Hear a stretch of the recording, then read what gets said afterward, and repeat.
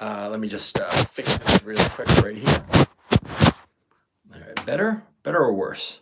I'm just about the same. I look a little like there's a light filter. Oh well. Anyway, I'm going to be talking about hyperinflation. Okay, you see, I used to write a financial blog back in the day. I started writing it right around the time of the financial crisis in 2008, and it was like sort of like an better or worse. Thing. I'm just about the same. I look a little like there's oh well. Anyway, hello. Shit.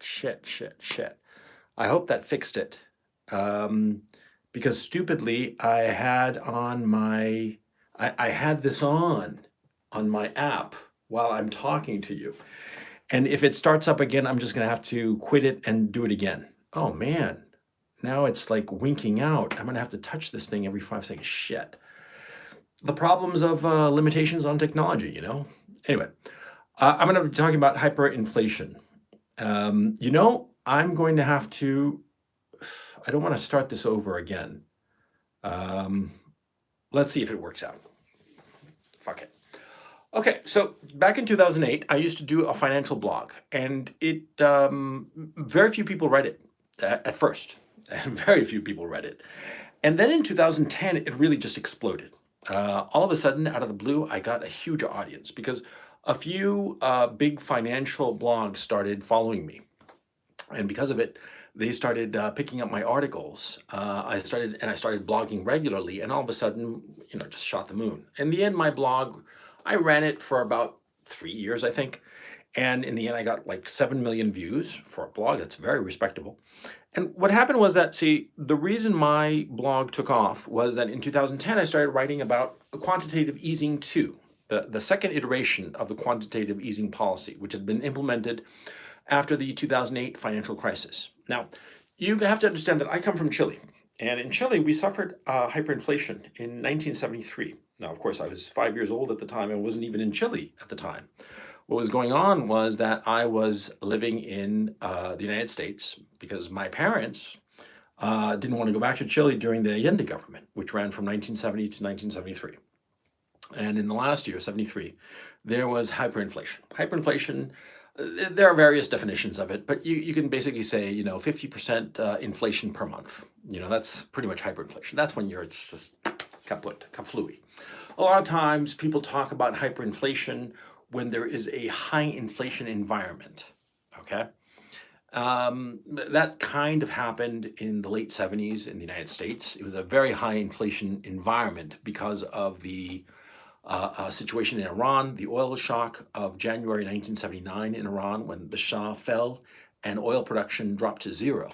And because of that, when you have a sudden drop in supply, but the same demand, all of a sudden the price of that commodity or good or service just shoots the moon, right? That's exactly what happened. So anyway, the point is that, inflation was something in the air. And in 2010, I wrote a blog post called How Hyperinflation Can Happen. Now, I shut down my Blogspot site where I used to blog, but the article is still available on Zero Hedge. It was actually the second most viewed article on Zero Hedge that year. And it's also on Business Insider. It got like 250,000 views in Business Insider and an equal number on Zero Hedge, as I recall. And it was just extremely popular. And my argument was very simple. It was subtle, but simple. The argument was, with all this quantitative easing, what happens if there's a sudden move in the market where people no longer trust treasury bonds and they decide to move from treasury bonds to commodities? What would happen? Okay. Now, this seems very subtle for you who might not be into economics and finance, but what happens is that, see, treasury bonds are essential for the global financial markets because treasury bonds are IOU notes that the United States government, the Treasury Department in particular, issues. They issue these in notes in 30-day, 60-day, 90-day, 180, 2-year, 1 year, 2 year, 5 year, and 30 year, and 10 year. And these are just promissory notes. And I argued basically what would happen if people no longer trusted treasury bonds. They just didn't believe them anymore. where would they go? With all this money printing by way of quantitative easing, and back in the day, it was only 60 billion a month that they were printing out of thin air and using to buy up assets at the time. Now it's laughably small compared to the quantitative easing that's going on in Europe and the United States, but simpler days, more naive days, right? So anyway, in our younger years, 60 billion was a lot of money every month, and everybody was very nervous about this policy. And I was thinking, and I said so in August of 2010, I believe. I said, what happens if people their nerve starts to break and they go from treasury bonds to commodities as a store of value? What would happen? And I argued that that's basically a run on the bank. And what would happen was that the treasury bonds would collapse in value, their yields would shoot the moon, and it would be a self-reinforcing cycle of people getting into commodities. And as they got into commodities, commodity prices would shoot the moon, and commodity prices would have a trickle-down effect throughout the economy. And the whole economy would go kaflooey because prices would shoot the moon, and all of a sudden the government would find itself in a position of needing to print more money to buy up those treasury bonds to maintain the price of the bonds. And this would fuel more hyperinflation. And all of a sudden you would need a wheelbarrow of money to buy a stick of gum. That's the basic argument. And what was interesting, the article hit a nerve, obviously. I mean, altogether, it must have gotten, in the different venues, it must have gotten maybe 1.5 million views for a financial blog. That's huge. And so it obviously was tracking what a lot of people were thinking. And I prognosticated at the time that, if we keep on going on the track we're going, in late 2012, I predicted in 2010, in late 2012, that's when the whole thing is going to go kaflooey. I was, of course, wrong. But it was why I was wrong that was interesting. Because, you see, I posited that the Federal Reserve would, they would keep on buying assets. It never occurred to me, or I didn't really, that the Federal Reserve would go whole hog in terms of the triangular trade of buying treasury bonds. That they would extend money to the banks and have the banks buy the treasury bonds by way of, telling the banks, well, you have to shore up your capital reserves with treasury bonds. So here's some money. I'm opening the discount window to shore you up with funds, but you have to use those funds to buy treasuries. Basically monetizing the American debt, but by subterfuge, by clever trickery, and basically people not noticing it, okay? That's what basically happened. And it was really interesting during this period, in 2011, I guess, I was contacted by a couple of economists at the Federal Reserve. It was really crazy. I didn't believe it at first, okay? But this happened roughly around the same time that a Department of Homeland Security guy contacted me. Not kidding. It was really funny. This guy who worked at Department of Homeland Security started emailing me. But at first I didn't realize it was Homeland Security. He just seemed like a fan. And at that time, early on in my career as a blogger, I answered all the fan letters. Now I don't, because frankly, I get so many, and it's lovely, but it's just too many. And it would take me hours per day. It would take me most of my day to answer them, even if I wrote form letters, right? So I unfortunately can't. But at the time when I just started out and I had like this fresh internet fame, I answered a lot of them. And this guy, a guy called James, as I recall, he answered, he wrote to me, and we swapped emails, kept up a friendship. And he, one time I was using the web browser Gmail. Now, if you've ever used it, it's very interesting. When you click on a conversation, it'll have all the previous conversations right above it with the name, your name, their name, your name, their name. But see, sometimes it's different colors. And I noticed when I was looking at the conversation I'd had with James, there was a couple of them that were like dark blue, but a couple of them were purple. And I sort of clicked on them and tried to understand, why is one blue and one purple, or whatever the color was. And I started looking at the actual email address, and see, one of them was a Gmail address, and the other was a DHL.gov, a DHS, Department of Homeland Security, yeah, DHS.gov email, at DHS.gov. And I'm like, holy shit. I actually remember copying it and pasting it in a separate web browser to make sure it actually was the Department of Homeland Security. And there was, My own Department of Homeland Security guy contacted me. I also got contacted by a 14-year-old girl who wrote to me, bizarrely, saying that she really admired my writing and was just all into it and all that. And I was writing about treasury bonds. I was writing about, commodities, that kind of stuff. And some 14-year-old girl is contacting me. Come on, man. Come on. Of course it wasn't some 14-year-old girl. It was probably some 45-year-old fat guy with a belt holster carrying a 45, right? Typing away, trying to convince me that he was actually a she and she was 14 and maybe I want to. Oh my God, it was just so funny. I mean, when I got the email, I started reading it, I thought, this is insane. Okay. And I mean, right when I'm reading it, I'm like, who? I mean, how is it possible that some 14-year-old girl would even know I existed? Okay. And by the way, I suspect that everybody who's ever become marginally famous on the internet gets these letters. I got them later when I did my CRP channel. Okay. And I suspect that they must have me on some database where they realize, this guy's not biting. Okay. Because I realized it was bullshit. Right. And then later, well, you guys know the story of Ryan Perkins, right? If you don't know it, go to my Telegram channel and type in Ryan Perkins. And there you'll find the whole Ryan Perkins saga. And of course, the James Vasquez saga, but that was different. I went looking for James Vasquez, right? Ryan Perkins came to my meetup, right? And this James guy back in 2010. Anyway, I'm going on a random rant here, or not rant, but a little detour to come back to the basic topic, which was that in 2011, I was contacted by a couple of guys who worked at the Federal Reserve, and one of them stayed, and one of them went off to the private sector. Okay, and I kept in touch with these guys. And these were economists, and they wanted to talk to me. We had some Skype calls, as a matter of fact. It was very interesting. They wanted to talk to me about my ideas, okay? And it was really interesting because they were really curious as to why I thought what I did. And I explained that, basically, I was arguing that there would be a run on the bank insofar as treasury bonds are concerned.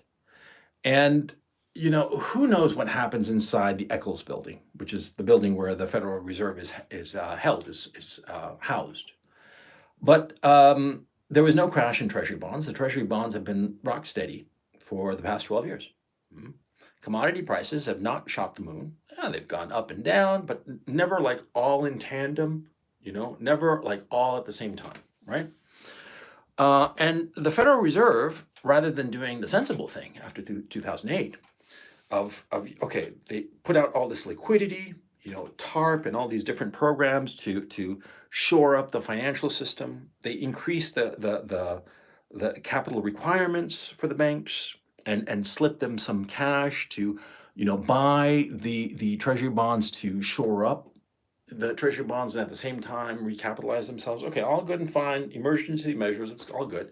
But now, in 2012, 2010, 2012, come on, enough already, right?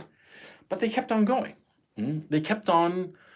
I always thought that the buying was like morphine, okay? Now, you ever been in an accident, they give you morphine for the pain. You need it, all right? But it's pretty easy to fall into an unhealthy dependence on morphine. And so my thinking had always been, you are creating an unhealthy dependence. The patient is becoming dependent on the morphine being, of course, in this case, excess liquidity that the Federal Reserve is pumping into the economy.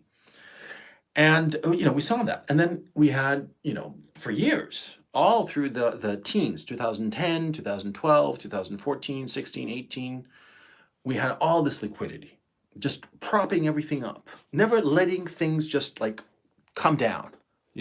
Have a come to Jesus moment. No. They always just kept it all up, right? I thought it was stupid. And I thought it was just ridiculous. And of course, we saw asset prices just skyrocket. Housing prices, a house, a 1,500 square foot house, going for $1 million. What the hell are you talking about, man? Come on. That doesn't make any sense at all, you know? But there you go, because there was so much liquidity and such cheap interest rates. And so with cheap interest rates, what happened was that everybody started chasing yields and going into riskier and riskier investments. I personally made a fortune because of the whole chasing yields thing and people getting into the renewable energy business. And I'm like, it was just a bad thing overall because people started malinvesting. Okay, it doesn't make any sense that Tesla is the most valuable company in the world. Doesn't make sense at all. Okay, or if not the most valuable, one of the most valuable. It doesn't make any sense at all because it's a lousy little car company, not even selling the most number of cars. And it shouldn't be worth more than all the other car companies put together and then some. It doesn't make any sense. But chasing yields. Because people weren't looking for actual return on investment. People were looking for the trade. Buy it now, cheap, and it'll go up in price. The asset will go up because of all this money that the Fed is printing out and putting out into the economy. And that'll mean that, later you can sell out and, you'll have a tidy profit from the trade. You see? So I thought that this was a big disaster. But, I don't have any control over this shit, right? So that's that. Now, 2020 comes around, right? COVID and this whole bullshit. And retrospectively, I think we can all agree that seemed pretty clear, after just a couple of months, but we can certainly agree now that the whole COVID lockdown and all this bullshit, it was just to crash the economy so that Donald Trump wouldn't win re-election. That's the long and short of it, right? Okay, so, they crashed the economy, but they needed money so that people wouldn't be starving, right? So they started printing more money. And the whole money supply, you've seen those charts. They went parabolic, man. They're out of sight. Which is like, oh man, you're just throwing, it's not you're putting kindling on the logs. You're throwing gasoline on the logs. One little spark and kaflooey, the whole thing goes up in flames, right? And the issue became, when was the dollar going to break? That was the question, right? Back in 2010, I thought, man, with the kind of printing that they're doing now, no way is this going to survive a couple of years. It's going to blow up. We're going to have high inflation and then hyperinflation. Because, see, the only way to stop inflation, Paul Volcker taught us this in 1980 when he raised interest rates. He raised them up to, at one point, the Fed funds rate was at 25%. 25%. That's inconceivable, to quote The Princess Bride, right? It was like, holy cow, man. They really just did a number on it, right? And so I was thinking, in 2010, I was thinking with 60 billion a month, they're not going to be able to keep up this pace, but they could. They magicked it. They magicked the situation. And they drove all that cash not into commodities. They made sure to drive that cash into assets. And so anybody who held assets between 2010 and 2022 made a fortune, made an absolute fortune. And all these retiring baby boomers, right? They have some crappy little shack of a house in some suburb somewhere, right?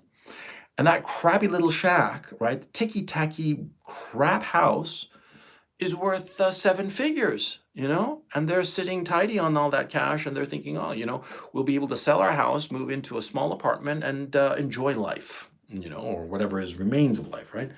And holy cow, that's what they did. They drove all that cash away from commodities and straight into the housing market. They did housing market 2.0. Now, of course, it didn't have the risky assets, the MBSs. MBSs still exist and they still traded, but they finessed it so they didn't have the crisis of before. And so all of the cash that they printed, and they printed then some, it ballooned all these asset classes. Some people made a lot of money off of these assets around the world, right? And then you have 2020, you got COVID, you start printing out money to keep people going, stimulus checks and all this crap, and you keep on borrowing and borrowing and borrowing. Okay. And see, at the end of the day, when you borrow, eventually there comes a moment that you have to pay. And there is what is known as the Minsky moment. You should learn the Minsky moment. The Minsky moment is the moment when, see, you cannot borrow any more money. There is not enough money to pay off what you owe. You can't borrow it, okay? It's over, okay? And what happens is we're about to reach that Minsky moment, okay? If interest rates rise, the federal government will not be able to borrow enough money to pay the debt that it already owes. And this is a fact, okay? So the Minsky moment for the US federal government is about to happen, okay? Altogether, the debt of the United States, we're at something like $33 trillion, I mean, if we were like a small country like Greece or something in terms of percentages of debt to GDP, the IMF would have intervened and would have put us on an austerity program quite some time ago, insofar as the United States is concerned, right? I don't know why I'm talking about the United States as if I belong to that fucking country. I don't. But anyway, old habits die hard. The point is, the Americans are so over indebted and they have so little possibility of paying back that debt, okay, that the only way to move forward is for them to continue printing. And everybody's talking about how Jerome Powell is going to raise interest rates by 0.5 percentage point, in like May, and then another half in like later on in the summer, some shit like that. It's not going to be enough, okay? It's not going to be enough because inflation is going to keep on rising. And why is inflation rising? What was the spark that set the fire? See, because what I'm saying in the metaphor is that, the logs were set with this existence in the United States of spending more than you actually had. And you were able to do this because of the petrodollar. The petrodollar allowed the dollar to maintain support. And so what happened was that people in the rest of the world would buy dollars. There'd be a demand for dollars. And this demand for dollars gave the dollar a price support. And because of this, the United States was able to continue to issue debt. And the currency did not devalue, did not lose value. Because if you print a lot of a currency, right, well, the value of the currency drops. But if you print a lot of dollars, and yet in the rest of the world, because they have to buy dollars to trade oil, they keep buying dollars, that is supporting the value of the dollar, see, then no problem. You can print as much as you want. You don't devalue the dollar. Any other country does this, and the currency becomes worthless, like in Chile in 73. In 73, the Allende government got into a whole bunch of different social programs and whatnot, communist, Leninist bullshit, right? And they wound up having to print money, and all of a sudden, the escudo, which was the name of the currency at the time, it became worthless. It just inflated away to nothing, and there was a whole disaster. But the dollar, that hasn't happened to the dollar. The American government has been able to print, or the Federal Reserve has been able to print. The American government, the federal government, the Treasury Department has been able to issue these bonds, treasury bonds, and find willing buyers because people need dollars. And so the overspending of the federal government, those were the logs of the fire. Then in 2008, we had the first kindling, which was, the quantitative easing and asset purchases. Asset purchases is just a fancy way of saying that the Federal Reserve just printed up a lot of money out of thin air and used that money that they just made up on the spot to buy a lot of mortgage-backed securities and other types of bonds so as to maintain the value of the bonds so that they wouldn't all collapse. Because if the bond market collapses, the treasury bond market would collapse along with it. So that's why they did it. Now, so, that measure, quantitative easing, to finance TARP, to finance a whole bunch of other programs, right? Financial programs, of course, that aren't irrelevant for this conversation. That was sort of like the kindling. The gasoline, when they really decided to go whole hog in 2020 with all the stimulus checks and all this bullshit so that people wouldn't starve because they're unemployed or they're not working. They're not working, so they're not getting an income. So how do they feed themselves during the lockdown and all this nonsense, right? You print up money. And that was the gasoline. What was the spark? The Russian sanctions. That was it. Historians are going to look back on that decision as the most catastrophic economic, financial decision ever. That is the moment when the United States committed financial suicide. Okay? I'm not kidding. I cannot emphasize this enough. Okay? By sanctioning Russia, what happened was that all of a sudden, the United States does not have access to cheap commodities. It has to pay more for commodities. Europe has to pay more for commodities. Now, the inflation was already on its way, okay? It wasn't Putin's inflation. And they keep trying to say, Putin's gas prices. No, no, no. This was because of decisions that had been going on since at least 2008. And some of these decisions and programs and things had been going on since 1987, okay? I mean, this has been in the post for a long, long time, okay? And it's finally arriving. And the point is that, see, the amount of money printing, the amount of cash in the system sloshing around is enormous, okay? And so what is going on is that now that there is less commodities, because the West, in its urge to sanction Russia, is depriving the world of Russian commodities. And you're saying to yourself, well, yeah, maybe the Americans aren't buying the commodities, but the commodities can go out through China or India or whatever. It can go out to other markets, and eventually we'll roundabout way we can buy those commodities, right? No, because the Americans, in their urge to sanction Russia, disconnected Russia from SWIFT. Now you think, well, what's the big deal? SWIFT is just a messaging system. It's not like the banking system in and of itself. You're absolutely right. But the thing is, see, the SWIFT system, what's key about it is that it's a dollar-denominated system. See? And see, basically what the sanctions did, it's basically saying to Russia, you cannot buy any good in dollars. That's what it's basically saying. And so Russia says, well, okay, since I can't buy anything in dollars because you're sanctioning me, why do I need dollars? I don't want dollars for my commodities. I want rubles. You see?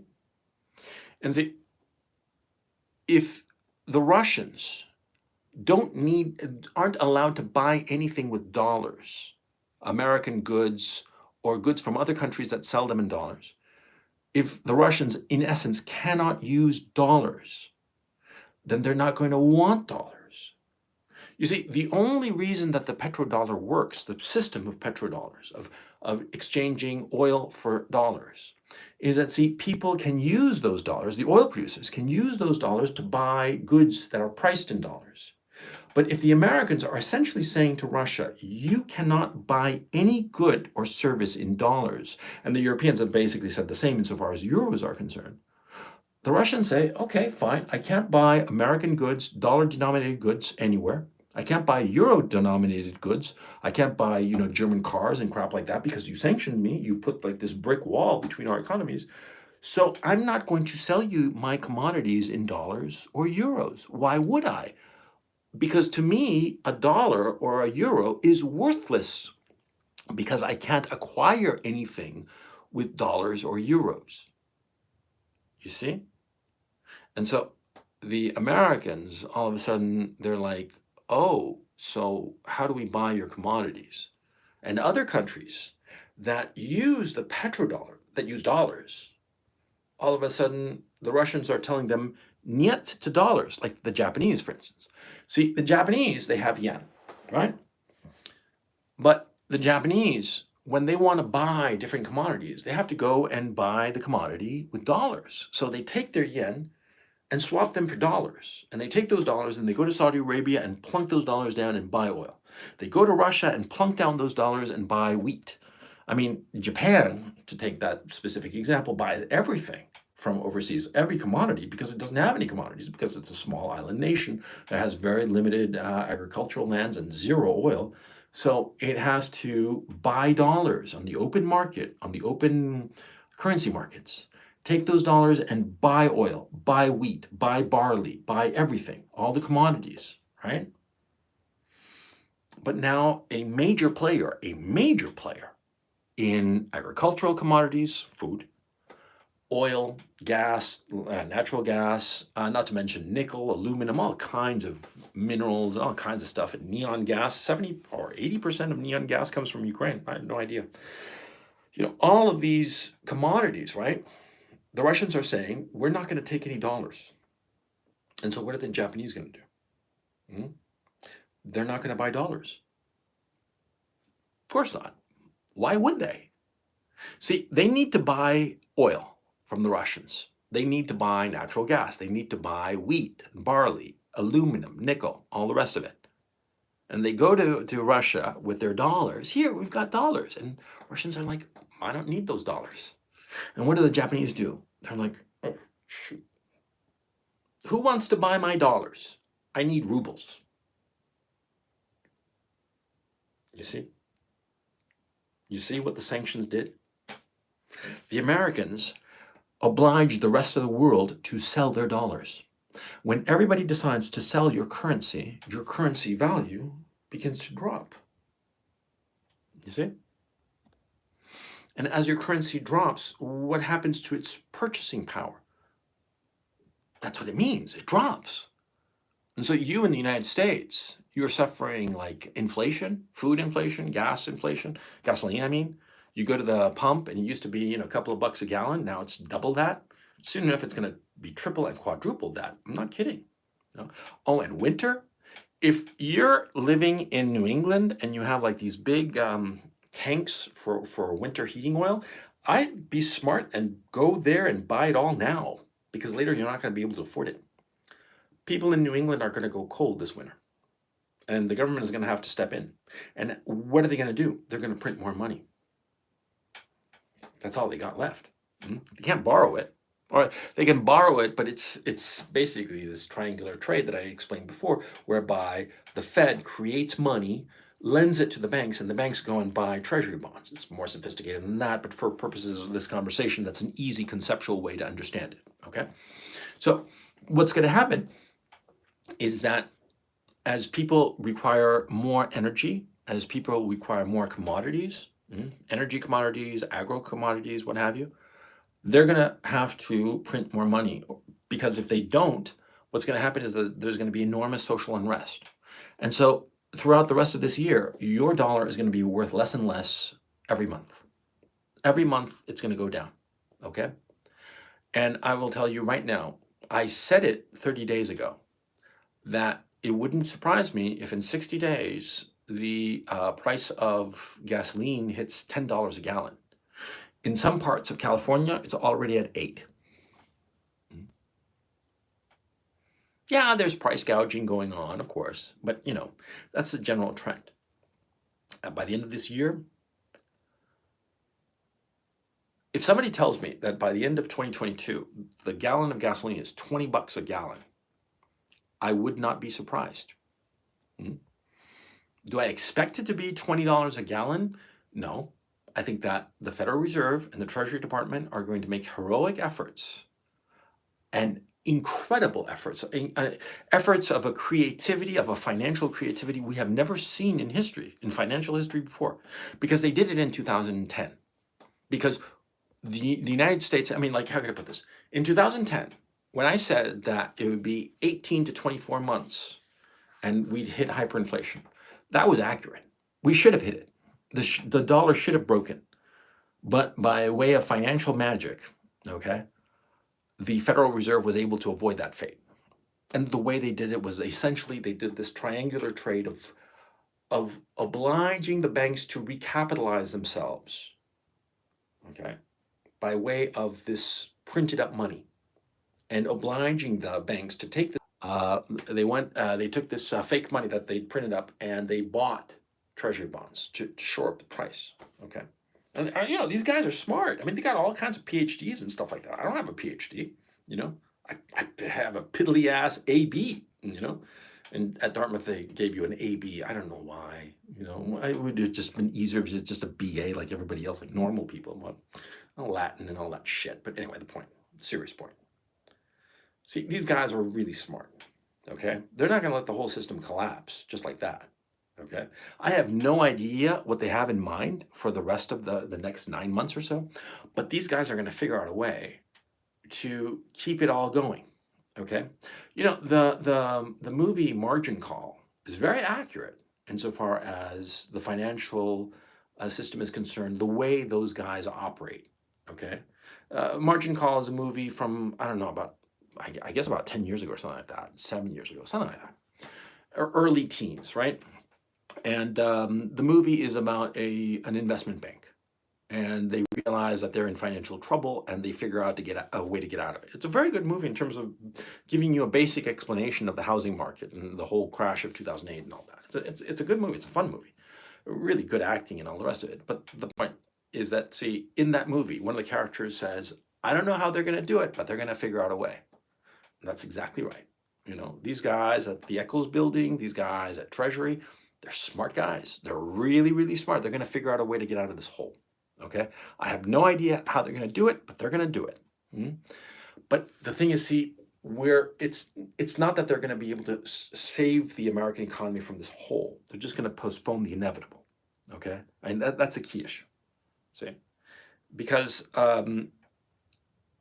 the way to understand the American dollar is to think of it as Wile E. Coyote. Wile E. Coyote, you know, runs through the desert chasing the and he won't see where he's going. He'll just run right off that cliff, and he'll keep on going straight over nothing but thin air, right? And it's very funny because he's running so fast and he's going over thin air, and then all of a sudden he realizes, he stops, he looks at the camera, at us, right? He looks down and then looks at us, and he just goes ew, all the way to the bottom. See? That's Wile E. Coyote. The dollar has left the cliff. It's on nothing but air. And the people at the Federal Reserve and Treasury, they're going to do a lot of effort to keep it floating on nothing but air. But you see, the rest of the world doesn't need the dollar. That's the great difference between today, 2022, and back in 2010. That's the great difference.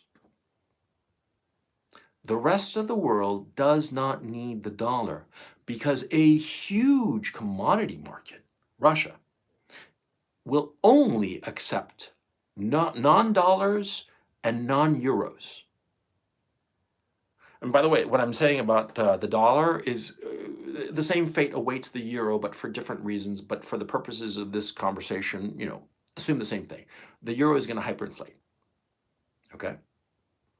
And my thinking is that these guys at Frankfurt, at the European Central Bank, and in Washington at the Eccles building, they're going to figure out a way to keep this whole show going right up through the end of the year. Certainly through the November election. They need to, okay? And after that, that's when it's all going to go to hell. See, because the amount of money that's going to be necessary, the amount of commodities that are going to be necessary for the winter, because that's the issue. It's winter. Now we're in the spring. In the springtime, you don't have the energy needs of winter. Of course not.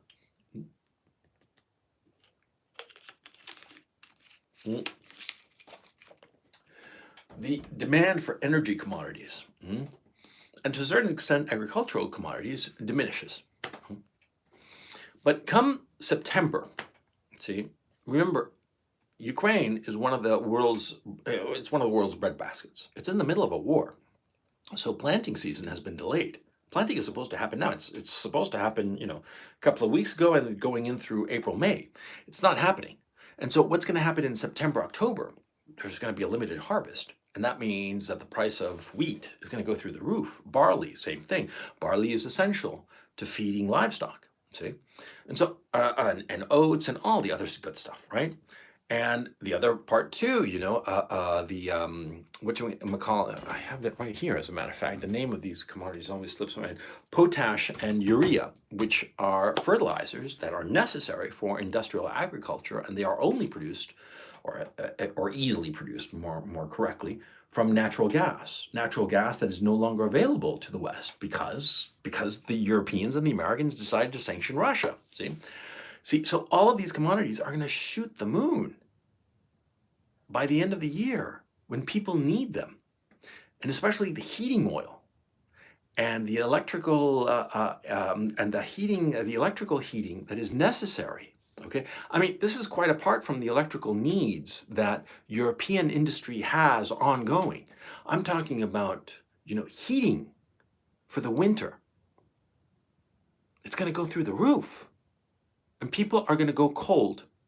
And believe it or not, in Europe, in Germany, in the Netherlands, in certainly Sweden, and even Norway. Well, Norway is a special case, but Finland and Sweden for sure. People are going to freeze to death. People in their homes will freeze to death. You will hear stories about that next winter. Because the Europeans committed financial suicide along with the Americans. I mean, I want you to understand what's coming. And I want you to understand that it's not that I was wrong in 2010. I was wrong because I never expected them to be able to figure out a way to keep price support for the dollar. But they did. But this time around, I don't see it happening because of the key difference.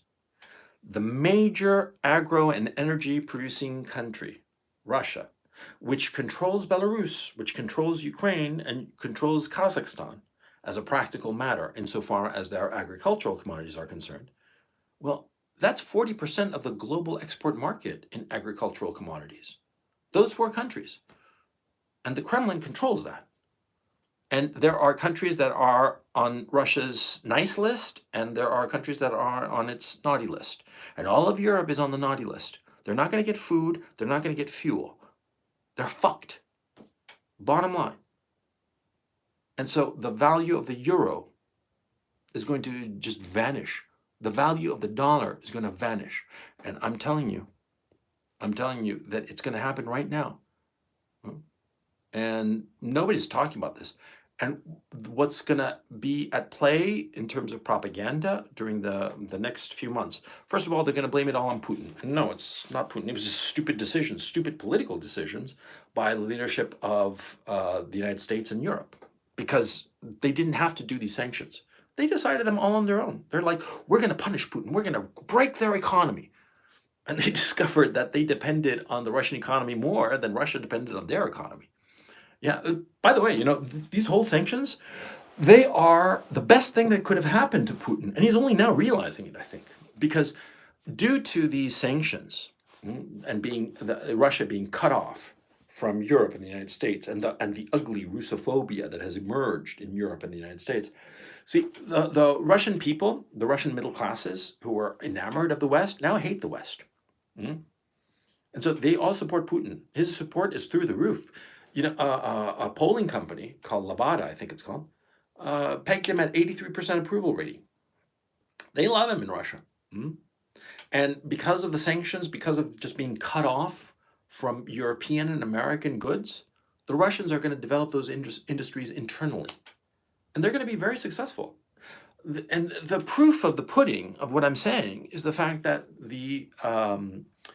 before the war, and before the sanctions, of course, the ruble had been trading pretty steadily at around 80 rubles to the dollar. And it shot up to about 145 rubles to the dollar right after the sanctions and the whole crisis. And then in 35 days, it's come back down to 81 rubles to the dollar. It was like it went and came back. That's the net effect on the currency. And you can say that the Russians are putting in price support for the ruble and blah, blah, blah. I'm sure that they are.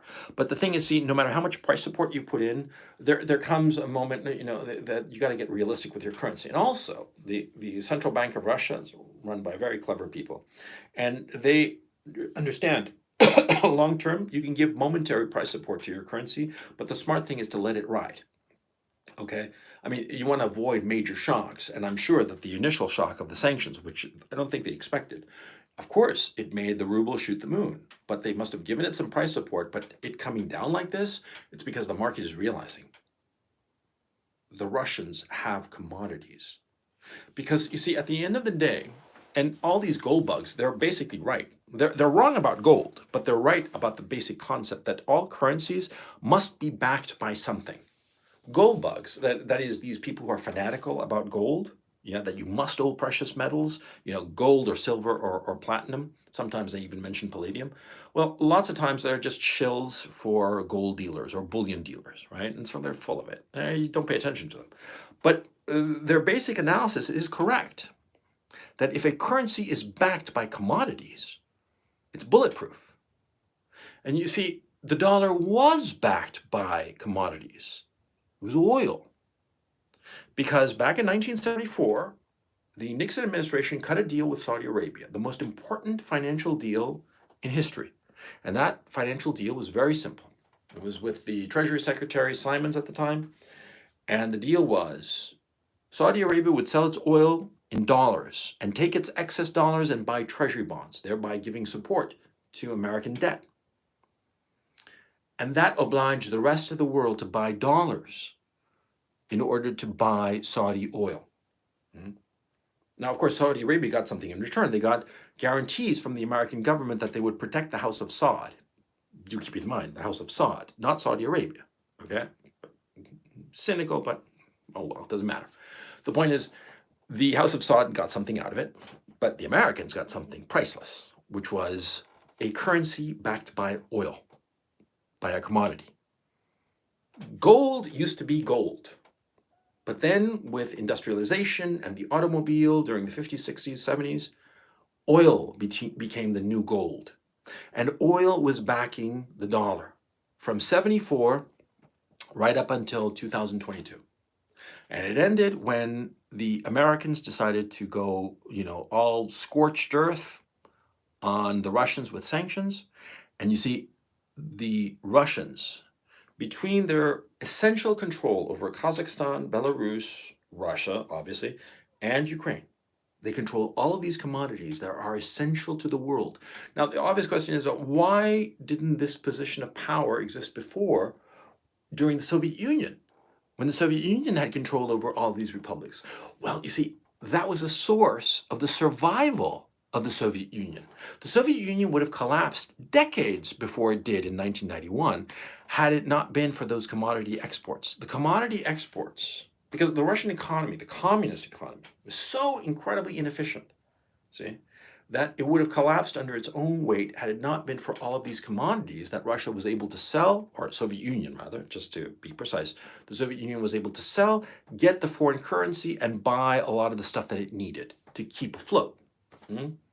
See, it's always better to be poor than to be rich insofar as commodities. See, the Soviet Union endured because of its commodity richness. China stopped being communist in the 1980s because they didn't have commodities. They only had people. And they realized that communism doesn't work if you don't have commodities to make you rich. Therefore, you have to become rich. How do you become rich? With the people you got. And how do you make that happen? How do you make these people build all this value-added stuff in industries and whatnot? Well, you got to go capitalist. And so that's why the Chinese economy is the way it is. It has a political leadership that is nominally communist, right? But the whole economy is capitalist. So you see, that's what's going on. Now, the Russians, right? They went capitalist in the 90s, and it was a very painful process. But during the 2000s and into the 2010s, certainly after 2014, when they let the ruble float, that was very painful short term, but very wise long term. Now they have a modern economy. And so they have a modern economy, and they got commodities, their own commodities that back their currency. You see? And so the Americans, they used to have oil that would back their currency. But now, a lot of people are saying, well, I want to buy oil, but I don't need dollars to buy oil because one of the principal producers of oil, Russia, is not going to take my dollars. So I have to get rubles. And a lot of other countries like Saudi Arabia is in negotiations right now to sell oil in RMB, in RMB, in renminbi or yuan, whatever you call the Chinese currency. I actually don't know why they call it different things. I'll have to look into that, but serious point. See, if the House of Saud starts selling oil in Chinese currency, yuan, then that really is another nail in the coffin of the petrodollar. That's another nail in the strength of the dollar. Because then a lot of countries are going to start saying, well, I need to deal with China in yuan. I need to buy oil. Well, I'll just use the yuan to buy oil, use the yuan to buy everything. Yeah. The future is that we're going to have multiple, because my battery is dying on my phone. And I plugged it in, but it doesn't seem to be working for some reason.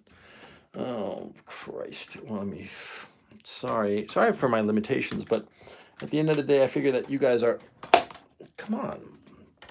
I bought a power strip and the goddamn thing doesn't work. And there's no more, oh, fuck it. Okay, well, I'm gonna have to wind it down. But I want you to understand more or less, I hope that I've explained the mechanics of the situation. And the last point I want you to leave you with is that, see, there are gonna be multiple currencies. And they're all gonna be backed by something real. The American currency was not backed by anything real except oil. And it existed on the back of the Americans' willingness to protect Saudi Arabia, because that was the original deal. Now, one wonders if the House of Saud under Mohammed bin Salman, if the House of Saud decides to really break with the United States, if the United States will decide to invade Saudi Arabia. I mean, that's in the cards, okay? But that's for the future. Right now, okay? Let me tell you what you should be doing right now. See, you should be figuring out a way to get out of the dollar. I mean, I'm not giving financial advice. Let me rephrase this. I'm not giving financial advice. This is what I would do. This is what I would do. I would, the time to take advantage of this inflationary period is over. BlackRock and Bill Gates, they've been buying farmland and buying housing like crazy over the last few years. It's because of this, because they knew this was coming. And people who are more sophisticated realized that this moment was coming, okay? It was sort of in the cards. That's why they bought it. Because, you see, when you have actual real assets like farmland, like housing, see, you rent out housing or apartments or whatever, and you can raise the rents. You can adjust them when cost of living increases. It's perfectly normal, standard. See, farmland, it's real. It's a real asset. See, they got out of financial assets and into real assets. In the United States, real assets are real estate, farmland. Now, you want to get out of the dollar, you want to get out of the euro. I mean, if I'm in that position, I would figure out a way to get into rubles, into cash rubles. My thinking is that the ruble is going to increase in value by quite a bit. If you told me that in 180 days, the dollar is selling for 50 rubles, where it's at 80, I wouldn't be surprised at all. And if you told me that by the end of 2022, by December 31st of this year, the ruble is trading at 35, 40 rubles to the dollar, that is, it's doubled its value in a year against the dollar, wouldn't be a bit surprised. Not at all. And I think it might be in the cards. It might be sooner than that even. See? The ruble, because it's backed by commodities. The way the dollar used to be. The dollar used to be backed by oil. And before that, it was backed by gold. The gold bugs were right.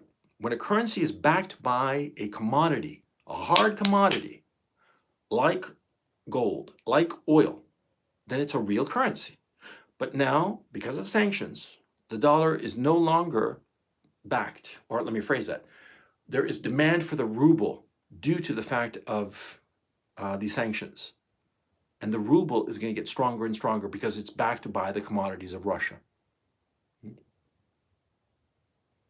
And the dollar is going to go the way of Weimar Germany. And you should start reading about Weimar Germany. It's going to happen. And the thing is, see, Weimar Germany, it was just like now.